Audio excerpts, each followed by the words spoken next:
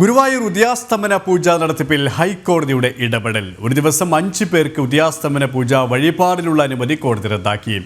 2018 Devaswom managing committee തീരുമാനം ഹൈക്കോടതി ദേവസ്വം ബെഞ്ചാണ് റദ്ദാക്കിയത്. ഉചിതമായ തീരുമാനമെടുക്കേണ്ടത് ക്ഷേത്രം തന്ത്രി എന്നും ഹൈക്കോടതി.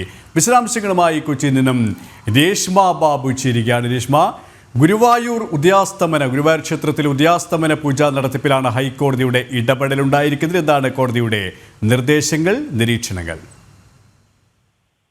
സുരേഷ്, ഗുരുവായൂരിൽ ഉദയാസ്തമന പൂജ ഒരു ദിവസം 5 പേർക്ക് നടത്താമെന്നുള്ള അനുമതിയാണ് ഇപ്പോൾ നിലവിൽ ഹൈക്കോടതി ദേവസ്വം ബെഞ്ച് റദ്ദാക്കിയിരിക്കുന്നത്. 2018 ദേവസ്വം ഭരണസമിതി ഇത്തരമൊരു തീരുമാനം ഇറക്കിയത്. അതിൽ 2019 ജനുവരി മാസം 1-ാം തീയതി മുതൽ അത് പ്രാബല്യത്തിൽ വരുമെന്നും അന്നത്തെ സർക്കുലറിൽ പറയുകയും ചെയ്തിരുന്നു. അതുപ്രകാരം ഒരു ദിവസം 5 പേർക്ക് ഉദയാസ്തമന പൂജ വഴിപാട് നടത്താം. അങ്ങനെ വരുന്ന സമയത്ത്, അതായത് 5 പേർക്കും 5 ഉദയാസ്തമന പൂജ എന്നുള്ള രീതിയിലാണ് ഈ വഴിപാട് നടത്താൻ സാധിക്കുന്നത്. അങ്ങനെ വരുമ്പോൾ അവർ നിശ്ചയിച്ച കാലയളവിന് മുന്നേ തന്നെ ഈ ഉദയാസ്തമന പൂജ നടത്താൻ സാധിക്കുമെന്നുള്ള ഒരു വാദം, അല്ലെങ്കിൽ അത്തരം ഒരു കാര്യമായിരുന്നു ഈ ദേവസ്വം മാനേജിംഗ് കമ്മിറ്റിയുടെ സർക്കുലറിൽ സൂചിപ്പിച്ചിരുന്നത്. പക്ഷേ ഇക്കാര്യത്തിൽ ഹൈക്കോടതി പറഞ്ഞിട്ടുള്ളത്, ദേവസ്വം മാനേജിംഗ് കമ്മിറ്റിക്ക് ഗുരുവായൂരിന്റെ ക്ഷേത്ര സംബന്ധമായിട്ടുള്ള കാര്യങ്ങളിൽ ഒരു തീരുമാനം എടുക്കാനായിട്ടോ അല്ലെങ്കിൽ ഇടപെടാനായിട്ടോ അധികാരമില്ല. ക്ഷേത്രം ഭരണസമിതിക്ക് മാത്രമല്ല,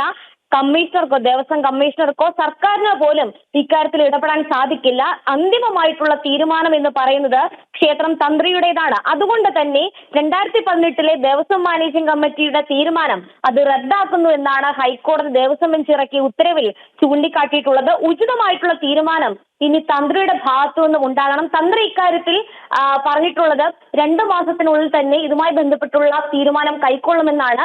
അതുവരെയും നിലവിലുള്ള ഉദയാസ്തമന പൂജ വഴിപാട് നടത്തുന്ന രീതി പിന്തുടരാൻ സാധിക്കും.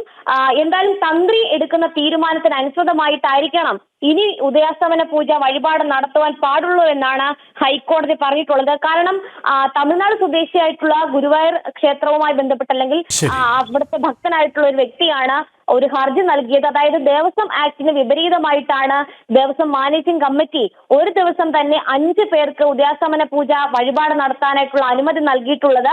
ഇത് ആക്ടിന് വിപരീതമാണ്. അത് മാത്രമല്ല, ചട്ടങ്ങൾക്കും പ്രത്യേകിച്ച് ആ ക്ഷേത്ര സംബന്ധമായിട്ടുള്ള കാര്യങ്ങളിൽ തന്ത്രിയുടെ തീരുമാനത്തിന് വില കൊടുക്കാത്തൊരു സാഹചര്യം കൂടി ഉണ്ട് എന്ന് ചൂണ്ടിക്കാട്ടിക്കൊണ്ടായിരുന്ന ഹർജി. എന്തായാലും ഹൈക്കോടതി നിലവിൽ പറഞ്ഞിട്ടുള്ളത്, തന്ത്രി എടുക്കുന്ന തീരുമാനത്തിന് അനുസൃതമായിട്ട്, പ്രത്യേകിച്ച് ഉദയാസ്തമന പൂജയുടെ എണ്ണം വർദ്ധിപ്പിക്കണമെങ്കിൽ അതിന് കൃത്യമായിട്ട് തന്ത്രിയുടെ ഉപദേശം വേണം. ഇക്കാര്യത്തിൽ ദേവസ്വം മാനേജിംഗ് കമ്മിറ്റി ആണ് തീരുമാനമെടുത്തത്. ഉദയാസ്തമന പൂജ വഴിപാടിലാണ് ഹൈക്കോടതിയുടെ ഇടപെടലുണ്ടായിരിക്കുന്നത്. രേഷ്മയാണ് വിശദാംശങ്ങൾ നൽകിയത്.